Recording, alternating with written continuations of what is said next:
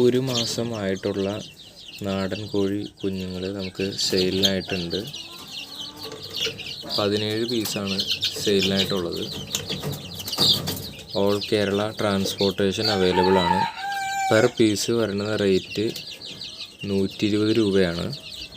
നമ്മുടെ സ്ഥലം വന്നിട്ട് എറണാകുളം ജില്ലയിൽ കാലടിയാണ്. ഓൾ കേരള ട്രാൻസ്പോർട്ടേഷൻ കാര്യങ്ങളെല്ലാം ഉണ്ട്. നല്ല ആക്റ്റീവായിട്ടുള്ള കുഞ്ഞുങ്ങളാണ് കേട്ടോ.